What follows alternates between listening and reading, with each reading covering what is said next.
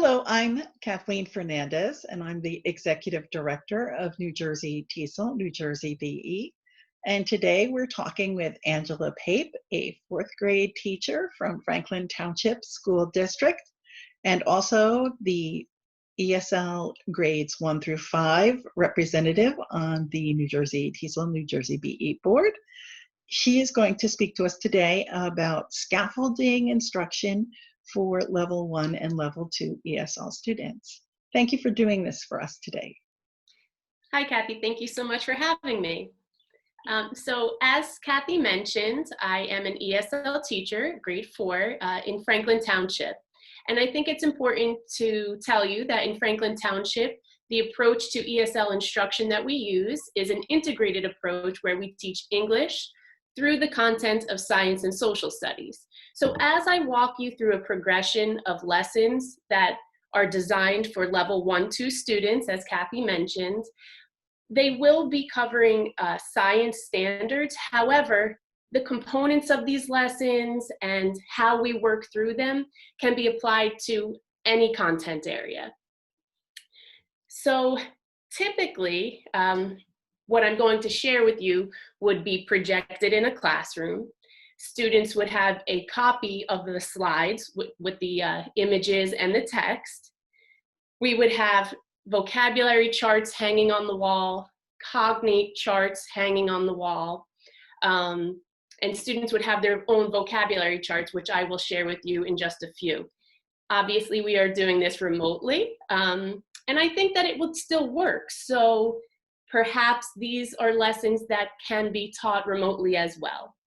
So I'm going to share my screen with you to show you these lessons. Okay. Are you able to see my slides? Yes. Okay, wonderful, thank you. So as I mentioned, these lessons are geared for science. In planning these lessons, I first consider the content. So what is the ESL curriculum and the science curriculum? What are the science standards, the WIDA standards, the language standards? Then I consider the end of unit assessments that are within our curriculum and what are the main ideas present in those assessments, and what prior knowledge do students possess in terms of language and content. Then we have the language piece. What vocabulary do students have? What vocabulary do I want them to learn? What sentence structure do I want to address? What language functions such as cause and effect, compare and contrast, do I want to address? And what language domains, so speaking, listening, reading, and writing. Once I've decided what content I want to cover, what language I want to address, we integrate both of those ideas and we come up with one cohesive objective. So I will show you that in a moment, but I just want you to know what I'm considering as I'm planning these lessons. So the next thing I need to consider is the language that my students already possess. So using the WIDA can-do descriptors, I think about what students can do independently at their proficiency level. So here you can see it's broken down into the domains of listening, speaking, reading, and writing. And here I just have a screenshot for you of level 1 and level 2 students, since those are the students we're focusing on. So here you can see, let's go to speaking. Students at level 1 can explain by naming components of phenomena using illustrations, photographs, or diagrams, while a level 2 student can give reasons why or how something works using diagrams, charts, or images. For writing, those level 1 students, we can expect them to explain by producing short answer responses to questions using words and phrase banks, while level 2 students can explain by using key terms related to phenomena. So this is what I can expect students are able to do independently or with very minimal guidance. So I want to take that and I want to help them bridge the gap to the next level. So taking that information, you can see here independently, I've considered that, okay, my students can label pictures with the words that they know.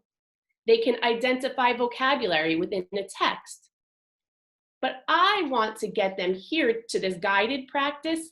I'm going to get them to describe pictures using simple and sometimes expanded sentences. And I'm going to get them to explain processes the same way in these simple or expanded sentences, orally and in writing. So in order to get them there, these are some of the strategies I will be using. I will use lots of visuals and realia, TPR, which is total physical response, so some hand gestures. I'm going to pre-teach the targeted vocabulary. We're going to deconstruct and break down text and then put them back together. So we're really going to pull meaning out of the text and then use that meaning to talk about the content. And I'm going to provide sentence frames and starters for students to use when they're providing their oral and written responses. Okay, so here is a shortened and abbreviated template of what my first lesson in this unit might look like. So here I have my science standard. This is a unit on Earth's processes and how the Earth changes.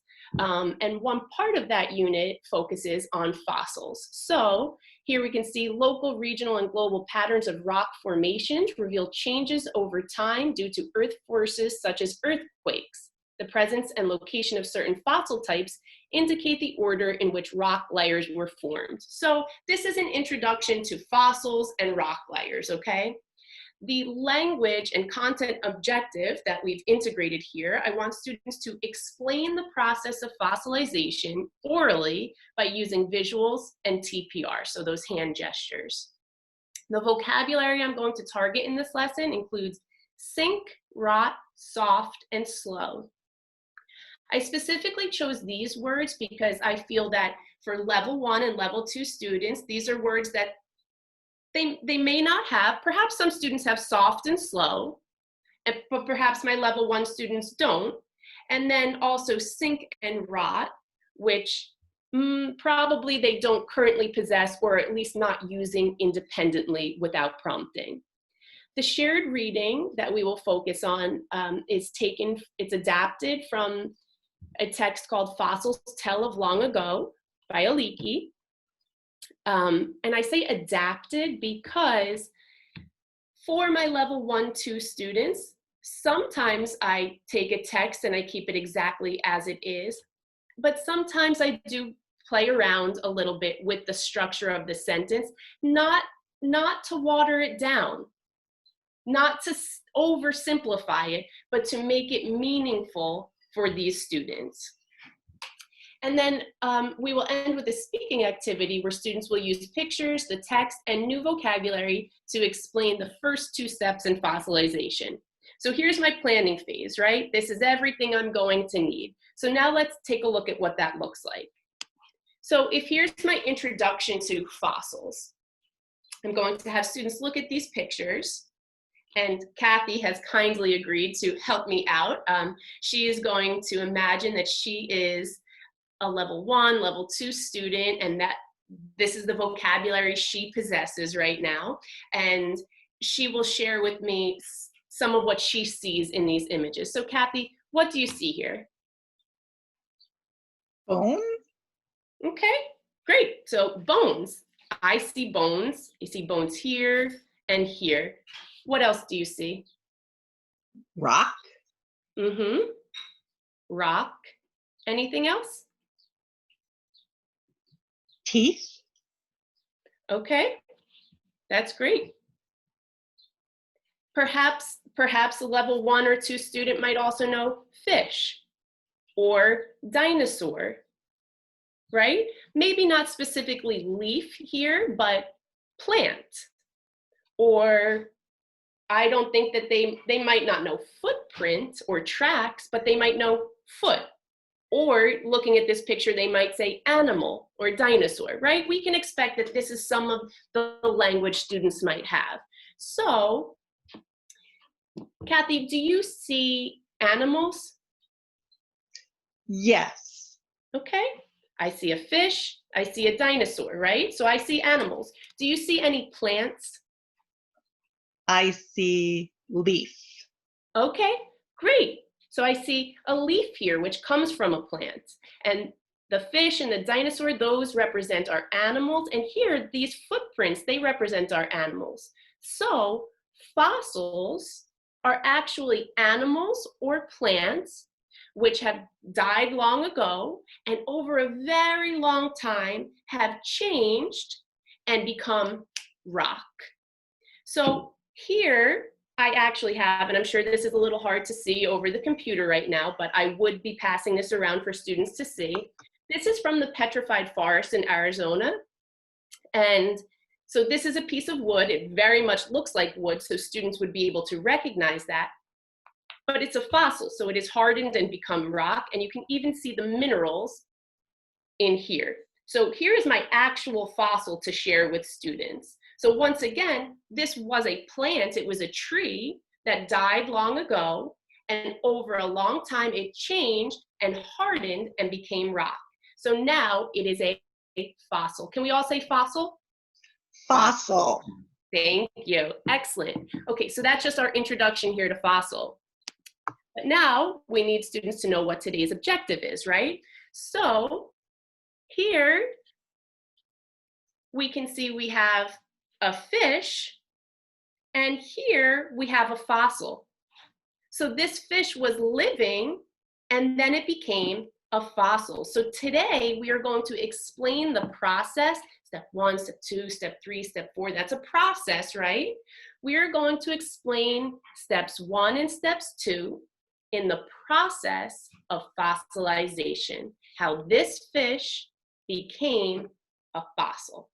Okay, so we will begin this lesson, as we always do, with our vocabulary review. So I need you to imagine for a moment that this is some of the language that my students already possess. So Kathy already has this language because we've addressed it in class at this point in the year, okay? So you already know, Kathy, if you wouldn't mind, I'm going to use some hand gestures here. So my students would join in with me to review this vocabulary. So we're going to say it and do it.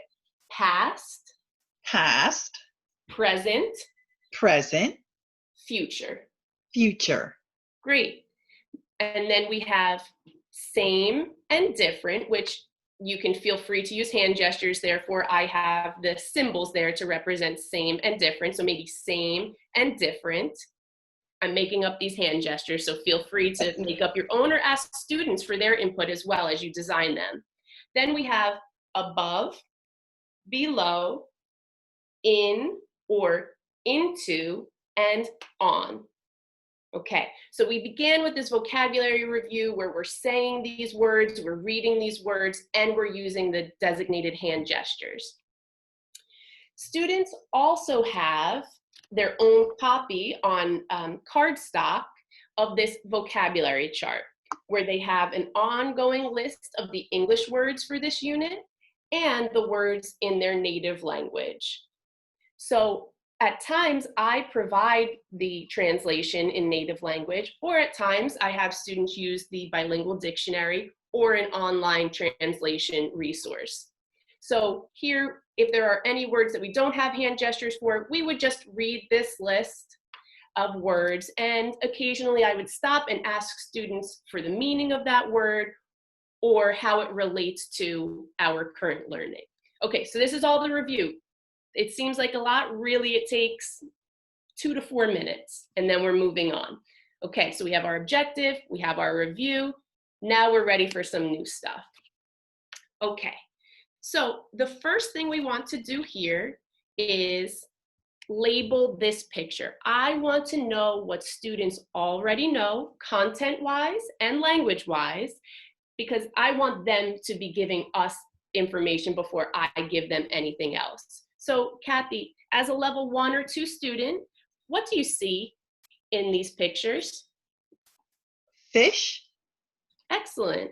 Now, normally if I was projecting this, I would be writing this on the whiteboard. Students also have a copy of this exact sheet in front of them and they would be labeling with me. So fish, excellent. I think that a level 1 or 2 student might know that. Anything else? Water. Water, excellent. Okay, is there anything else? Bones. Maybe, okay, maybe. You're like a bridging level 2 to level 3 student maybe, or maybe that's just a word you're familiar with. Absolutely, so here, sure, I see bones. Okay, now a student might tell me plant here, and even though this doesn't relate to my lesson, that's something they know and I want to take that and incorporate that. So I would label this plant here, okay? I would label these fish here if they tell me there are more fish. I want students to know that what they have to share is important and that we're going to use that. Okay, so now that we've labeled what students already know, I'm going to introduce some new vocabulary. So if you take a look here, here's our new vocabulary. We're going to go over it and my students are going to be adding this to their individual vocabulary charts. So our first word is to sink. Please repeat after me, to sink. To sink. Great. So to sink, I want you to go like this, to sink. To sink. Excellent. And now my students have already learned by this point that when they see this, to sink, this must be a verb. It must be an action. So this means something is going down in the water. Okay, we're going to talk about that. My students also know at this point, they see this word here in parentheses with a star. This means this is an irregular verb. Now, they might not know that exact language, irregular verb, but they know that this verb, this action is special, okay? So in the past, the word is sank, okay? Our next word is to rot. Please repeat it. To rot. Excellent. I couldn't think of a hand gesture for this one, so I chose to include an image instead. Oh, do you want to eat this apple? No. No, this apple rotted. It's not good anymore. It rotted. They will all understand this from this image, I'm sure. Our next word is soft. So you can touch something soft. Maybe you have something soft for students to touch. And our last word is slow. Slow. So however you want to introduce these words with images, with realia, with TPR and hand gestures, that's up to you. But I want students reading the words, saying the words, and either touching or doing something with these words. They're also copying them down, okay? So now let's look at our first sentence here. I'm going to read it and then I'd like you to join me. Millions of years ago, a dead fish sank into the mud at the bottom of the sea. Can you please join me? Millions of years ago, a dead fish sank into the mud at the bottom of the sea. Excellent. Okay. So we're going to begin deconstructing this and breaking this down.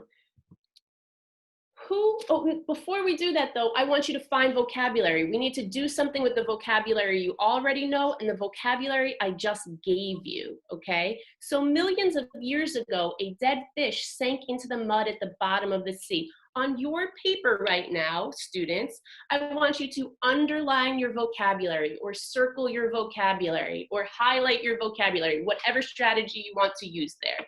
So students look at their list of vocabulary. They can look at the cognate chart we have on the wall.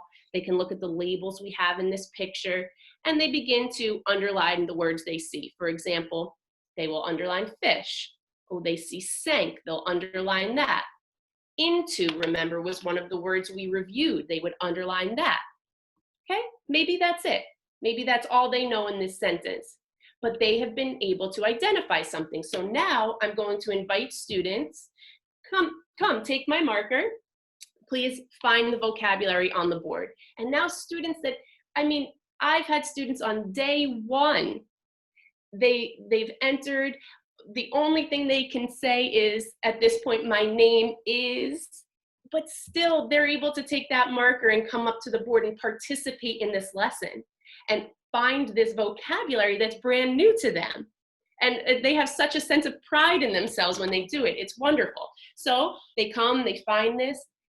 Something my students have also learned to do throughout the year is look for little nuances in words. So we've talked about past, present, and future. My students know to look for ED endings. So if they find a word, they might circle the ED at the end and say to me, this is an action in the past. And I, of course, praise them for identifying something like that. One of my students might notice this word ago, because that is also on our list for look-fors for past, present, and future. Something like that, okay? So now we found this vocabulary. Okay, we underlined it, wonderful. Let's read this sentence again because now we're going to break it down. Millions of years ago, a dead fish sank into the mud at the bottom of the sea. Who or what is this sentence all about? Who or what is doing something in this sentence? Fish. Yes, yes, the fish. The fish is doing something great. So I'm going to highlight that in any color. Now, I have a chart in my room, who, what, where, when, why, and how, with designated colors. Let's say the who is green. Okay, oops, let's see. Am I not using the right one? There we go. Okay, this is about a fish. Is this about any fish? What kind of fish? Dead. Yeah, this word dead. Now, maybe students know what that means. Maybe they don't, right? But a dead fish. Let's look at this fish. Do you see this here, that X? This is a dead fish. Now, if I was at a whiteboard, I might even add a tongue hanging out and really get them to understand that this fish is dead. They get it, they laugh. Okay, now we know we're talking about a dead fish. Oh, okay. What happened to this dead fish? What is the action in this sentence? Sank. Good. Now, you know, even if this word isn't very meaningful to you yet, this is a word we introduced. I gave you that irregular conjugation there. And so sank, yes, a fish sank. Now, maybe when my students found this vocabulary originally, they added a star above it to let me know that it's a special action word. Okay, so a dead fish sank. Where? Bottom. Okay, maybe you know that word, right? But you also do know above, below, in, into, on, and you know that those are prepositions that describe where things are. So do you see any of those where signaling words here? Into. Into, we know into, that tells us where something is. So into what? Into the mood, right? Yeah, yeah. I don't know that word. Into the mood. Oh, yes, into the mud. Good, into the mud. We want students, I want them recognizing words, but now I want them recognizing phrases, even if all the words in that phrase are not meaningful to them yet, they recognize that that phrase is meaningful and it's indicative of where something is happening. So that's great. We're going to work with that. Okay, so a dead fish sank into the mud. Okay. Now, you gave me this. Let me ask you this. We know who, what, where, when. When did this happen? Ago. Okay, ago. Does that tell me past, present, or future? A past. Past, yes, good. So this happened in the past. What part of the sentence tells me this? Here, right? Mm-hmm. Millions of years ago. That's the part of the sentence that tells me when, that this happened in the past. Very good. Let me pick a color here. Okay. So, a dead fish sank into the mud millions of years ago in the past. Okay. Where is the mud in this picture? It went into the mud. Can you come up to the board and find the mud for me? And so using these illustrations and knowing what into means, well, here I see the dead fish, right? So actually here, let's make this dead fish now, a dead fish, okay? Can we find the mud? It went down, it sank here. And now I am inviting students to come up here and they would label this mud. We figured that out using this phrase, that this is the mud, okay. Here's my dead fish. It sank. You know what? Let's label that. Let's label that it sank. I would add, let's see, an arrow. It sank. Okay. I'm going to give it a star. I know that's a special action. Oops, I'm sorry about that. Okay, so a dead fish sank into the mud. Where is this all happening? If you use this picture, what might you say? Water? Good, in the water. Excellent. Let's look, can we find a word that means water in this sentence? And perhaps a student might recognize which word. Sea. Sea. Perhaps a student knows that, right? Maybe they don't though. So I can say this water. What type of water is this? A student might say an ocean or a sea. So now I'm going to change this. You're right. This is the ocean or the sea. Exactly.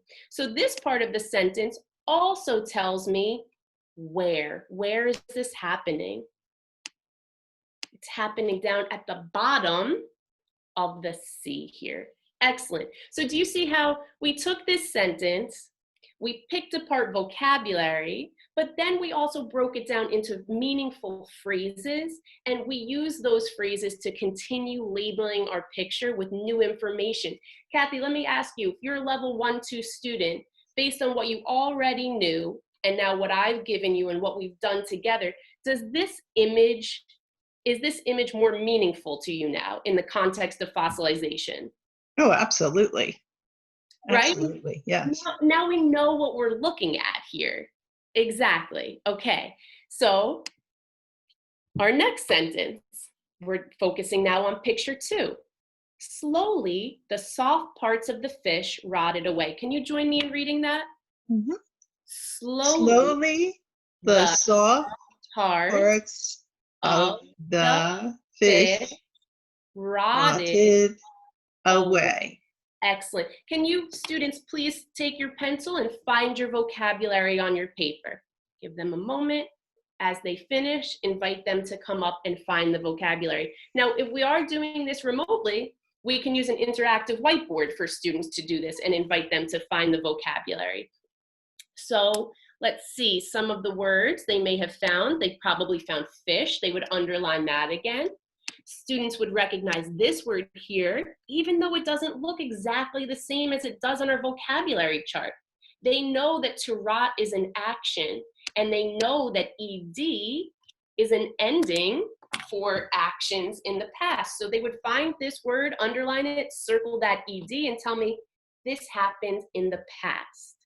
Also here we have the word soft, and we have slowly, which once again is a little bit different than our vocabulary, but they still make that connection there.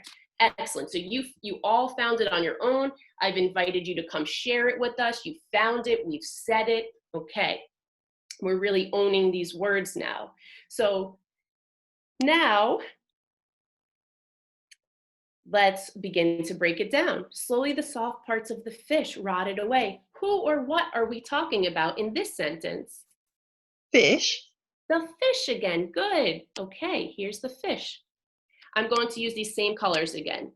Okay, so this is the subject of my sentence, the fish, right? Am I still talking about the dead fish? Yes. Yes, it's the dead fish, right? Okay.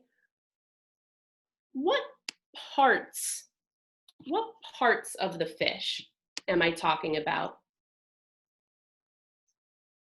The whole fish or part of the fish? Part. Part of the fish. I see this word part. Okay. Parts of the fish. What parts? The Soft. soft part. Soft parts. Good. Okay. So here, it's not the whole fish. We're talking about the soft parts of the fish. That's who or what this sentence is all about. Okay. The soft parts of the fish. The skin might be soft, right? Maybe the eyes are soft. The soft parts of the fish. What happened to the soft parts of the fish? What is the action in this sentence? Rot. Rotted. No, excellent. And I'm so glad you said it like that. Yes, rot, because that's the word we have here exactly. Rot. That's the word I'm starting to know. And now maybe I'm incorporating this rotted, right? Excellent. Yes, it rotted. It rotted away. It rotted away. This whole part here. That's okay if the away is not meaningful to students right now, but I'm going to include it here. So the soft parts of the fish, what happened to them? They rotted away. Okay. Now this one is tricky here, right? Slowly. Okay. This is telling me how this happened, right? Do I know when this happened? Years ago in the past. Okay, so you're using information that we've already learned. It's not in this sentence, but we learned this already. Okay, millions of years ago. Okay, did this happen quickly or did it happen slowly? Slowly. Okay, do you think it took 1 year or did it take many years? Many. Yes, many years, because how did it happen? It happened slowly, over time. Exactly. Okay. Excellent. So this would be a how. So let me pick a color I didn't use yet. Here we go. Okay. So let's look at picture 2. Do you see soft parts of the fish? No. No, I don't see skin. You're right. So I can even say no soft parts. No soft parts of the fish, right? I don't see any, okay? You gave me the word before, bones, right? Mm-hmm. And are bones soft? No. Bones are hard.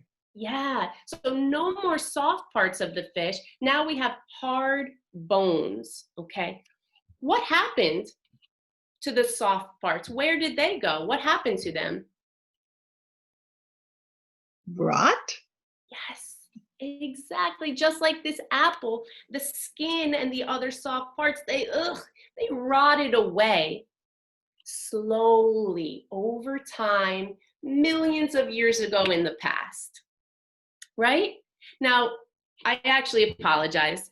I just realized, so stepping out of my teacher role for a second, the soft parts of the fish probably didn't take many years to rot away. So that was a mistake I just made. I was thinking about the process of fossilization. So I apologize for that. The soft parts of the fish, they rotted slowly. It probably didn't take many years. So I would leave that part out.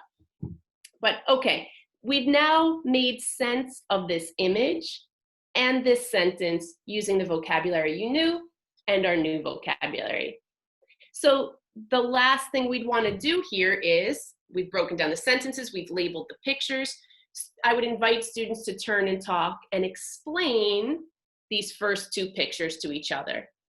That might consist of just single words, right? I might say, fish, sank, mud, or it might sound like a fish sank into the mud, depending on where students are. But so I would invite them to turn and talk, and students would then be invited to share with the class. Kathy, stepping out of my teacher role again, do you have any questions about this first lesson before I move on? No, no, no. Okay, so we're going to speed up a little bit to go through the next lessons, but just I want to reinforce this process. You'll see how it's similar here. So now here's lesson 2. Once again, I have that same science standard. We're going to continue to explain the process of fossilization, now orally and in writing, once again using visuals and hand gestures. For writing, we're going to use the pictures, the sentence frames that I provide, and the provided vocabulary to explain these first 2 steps. Here is our targeted vocabulary: hard or harden, layers, accumulate, and push. We have another shared reading from our same story here, which once again, I slightly adapted. And our speaking activity, once again, we will use the pictures, the text, and the new vocabulary to explain these next 2 steps. So same exact components here, except we're adding a written piece. So now I'm going to introduce the objective to students. Here's our dead fish, right? Here's our fish, and it's changing and becoming a fossil. Yesterday, we learned about steps 1 and 2 in this process, and today we will learn about steps 3 and 4. Okay, so let's begin with our review.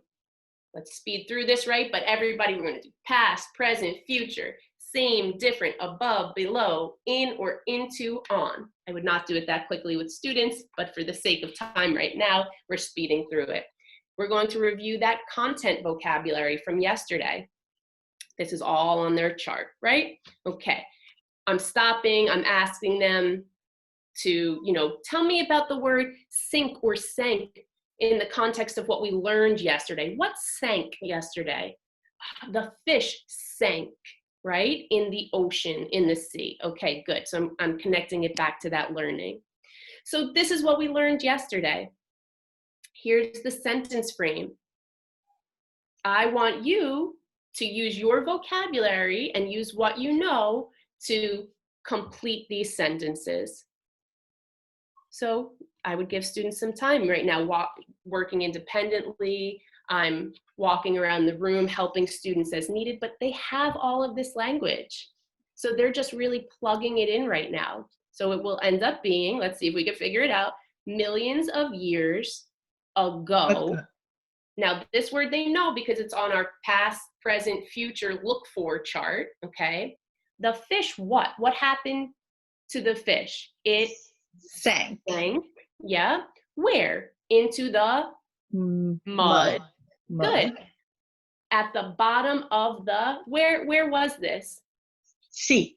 The sea. And all of this is here for them, okay? So they've now successfully completed that sentence. They wrote it. I might now invite students to write instead of just plugging in these words, maybe some students that have finished quickly or my level 2 students, I might ask them to write the complete sentence for the fluency of that whole sentence. And then they're going to do the same thing with the second sentence. So that's our review from yesterday, and that's our little writing piece here. Now it's time to continue our learning. So first thing we do, I want to know what my students already know. And we would begin with, what do you see? Right? So you now can use words that you knew before any of this, and you can use words that you learned yesterday, right? So maybe you tell me fish. Dead fish. Oh, excellent. Dead fish. You're right. Good. Do you see soft parts? No, no soft. No soft parts. I see hard bones, right? You told me that yesterday. Good. Do you see mud? I see mud. Yeah, I see more mud now, right? Mud, mud, mud. Wow. And here I see, now if a student says water again, I will, of course, say, yes, that's correct, water. We have another word for this water, though. This is the sea. The sea or the ocean. Excellent. So now, yeah. So I will label this whole picture here, and we will do the same here. Okay, they can tell me trees up here. Maybe they know that. Or grass. Excellent. Maybe they say no water here. Whatever they tell me, I'm labeling it. Okay, so now that we have that, we're going to look at our new vocabulary. And Once again, I will say it, you will repeat it, we're reading it, we're saying it, we're doing it with our hands when possible, or I'm providing something to look at or to touch, okay? Something to make this vocabulary meaningful, and you're writing it down on your vocabulary chart. So today we have hard, Hard. or to harden. So I see that word hard here, right? Hard, but I see to harden. So this must be an action. Exactly. So hard, or an action to become hard. We'll talk about it a little bit more though in the text. Next we have layers. Layers. Good. Yeah. And then if you want to add a noise, you certainly can. To accumulate. So to accumulate, to pile up. We can talk about this in real life scenarios. Have you ever seen snow? The snow comes down and it starts to accumulate, and then you can go outside and play, or you can help your parents shovel. Yes, that's to accumulate, to pile up. And then we have to push. Push, exactly. And kids might say, oh, pull, push, exactly. Invite whatever it is they know. Okay, so now that we reviewed this vocabulary, our next step is to find the vocabulary in the sentences. Okay, go ahead, using the vocabulary you know and that you've learned, find your vocabulary. When you're done, I invite you to come up to the board and find the vocabulary for all of us. Okay, you've underlined it, you've noticed things like this ED ending, right? Hardened, you see the ED, pushed, you see the ED, anything like that, you're going to notice and indicate there somehow. Okay, now that we found the vocabulary, we're going to deconstruct or break down this sentence to make meaning of it. So over many years, layers of mud accumulated. This is tough. Who or what is this sentence about? Is this about the fish? No. No. Who or what is doing something in this sentence? Mud? Yes, the mud. The mud, believe it or not, is actually doing something in this sentence. Now, is it only a little bit of mud? Or do we have more mud today? Layer. We have layers. Look at all this mud here, right? So this is about layers of mud. The other day, yesterday, here we only had one layer. Now we have many layers of mud. What happened to the mud? What is the action in this sentence? Accumulated. Good. Now that might be an impossible word at this moment to say, right? I was going to say woo. But maybe use exactly like you did. I know what you're talking about. Yes, exactly. This word here, let's all say it. Accumulated. Perfect. Good. This is our action. And I see that ED ending. That signaled to me that it was an action that happened when? In the past. Exactly. Now, I can't remember because I'm not looking at a chart right now what color I used for my action yesterday, but I would be consistent right now. So I think it may have been blue. Okay, so layers of mud accumulated. When did this happen? Years? Good. Okay, I know that the word years tells me about time and when something happened. Perfect. Okay. 1 year? No. How do you know? More. S. The S here, more than one. Also, I see many. So there are two different signals here that tell me more than one. Many years with this S. So maybe we do something to indicate, like we could circle that S, something to really point out it's more than one. Many years. Yes, this took many years.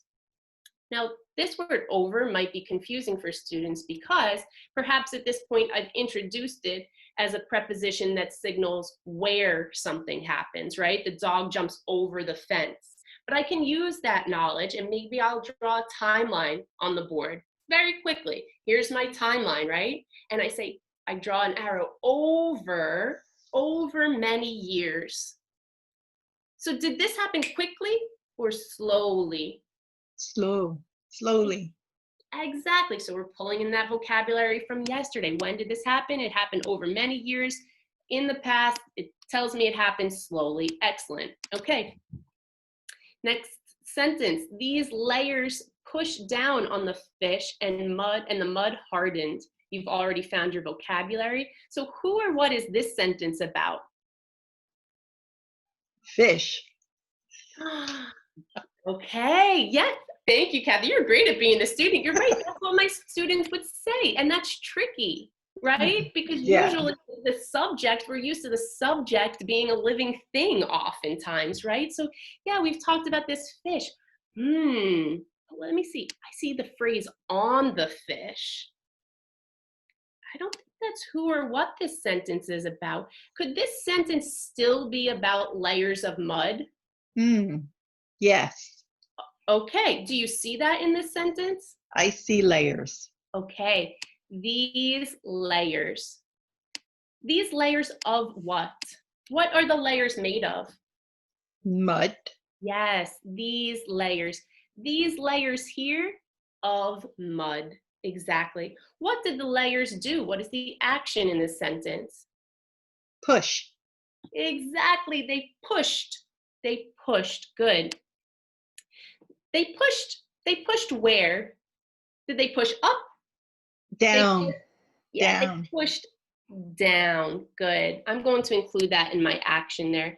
They pushed down. Where?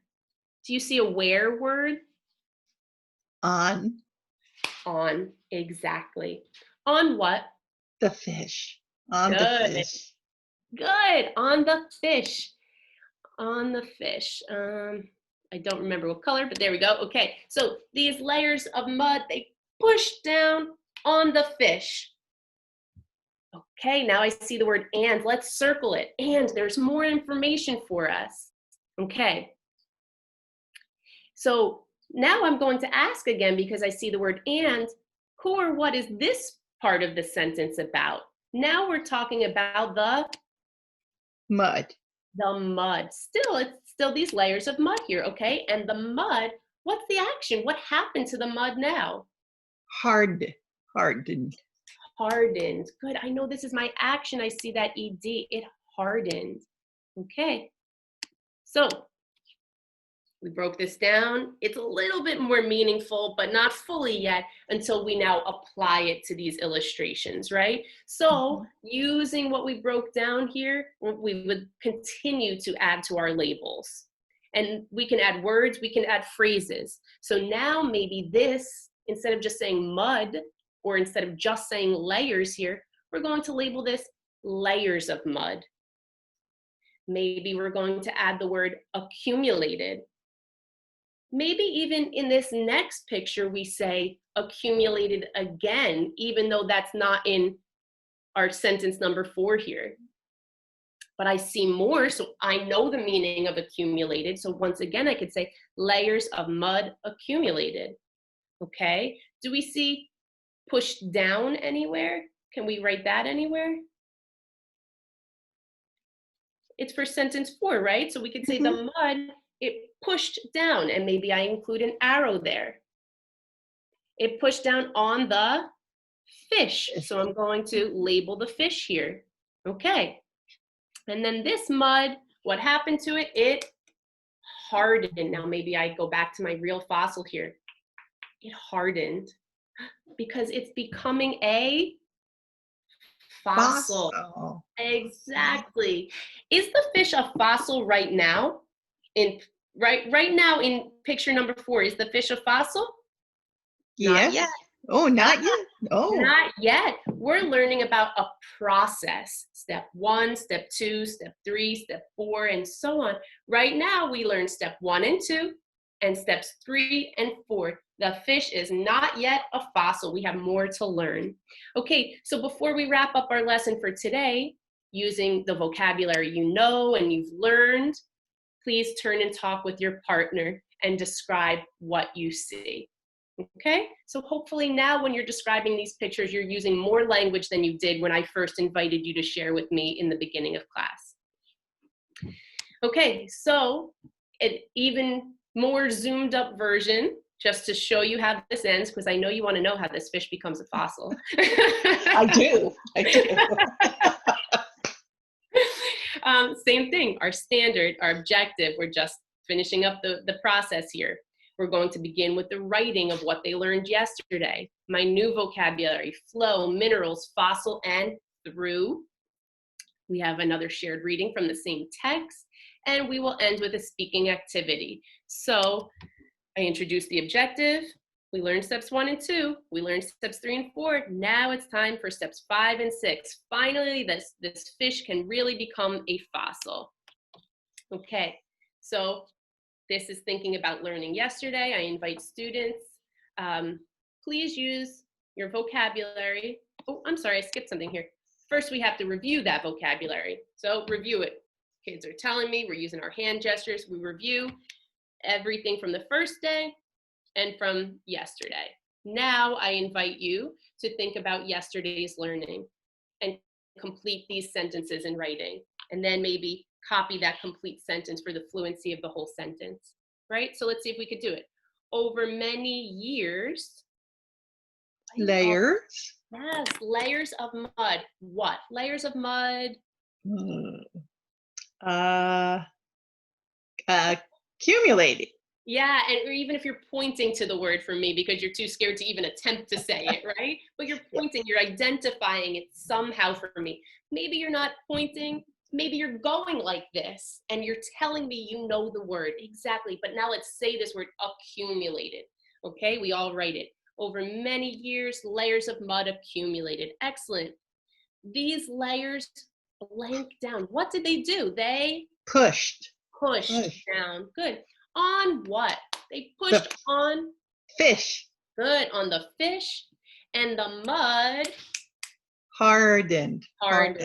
Exactly. Good. So as you can see by this point now, we're practicing saying these words, identifying these words in a text. We're practicing writing these words through like every domain. We're listening to them. We're going through all these domains and really using these words as much as we can.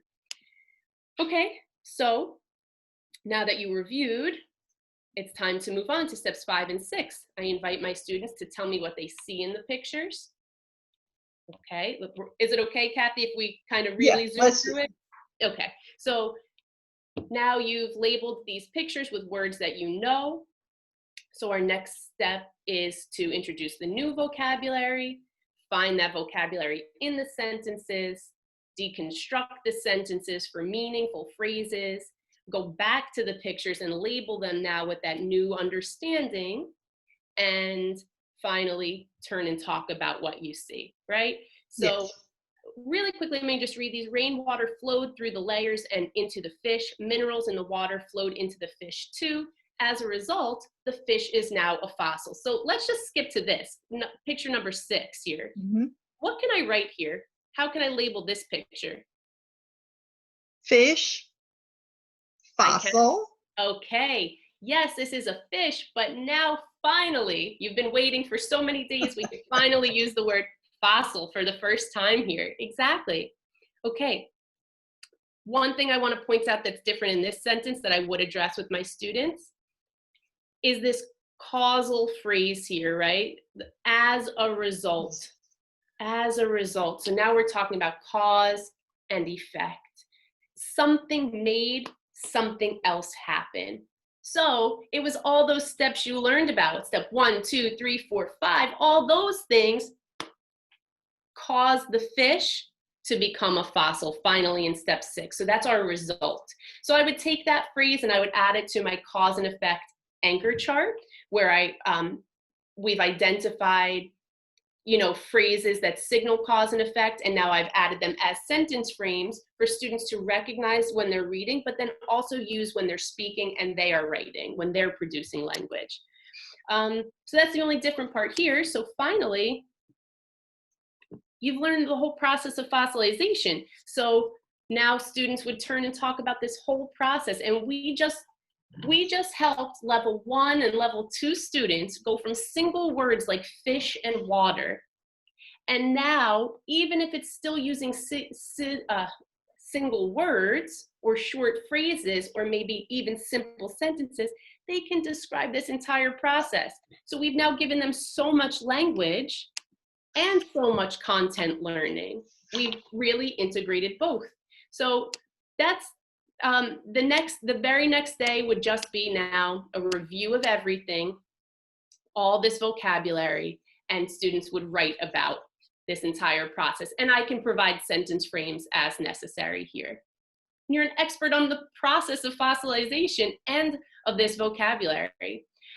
Just to quickly show you, I'm not going to go through these lessons, but what this would look like for level 3-4 students. They're learning the same exact content. They're learning a lot of the same language, but then I'm just taking it to another level in terms of complexity of the text that they're reading and breaking down, complexity of the language I want them to produce.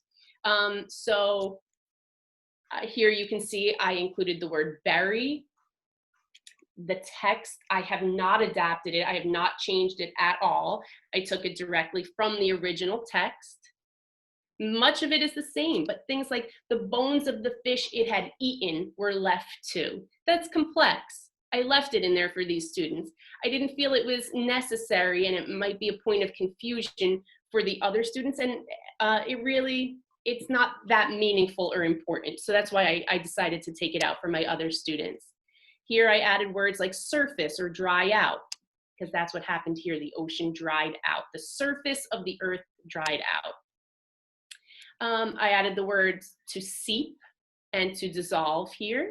And you can see this text is much longer, but once again, it ends with that. As a result, the fish became a fossil. So same exact process, but just slightly modified based on level. And that's really it. Well, that was amazing. That was really awesome. A great you. presentation.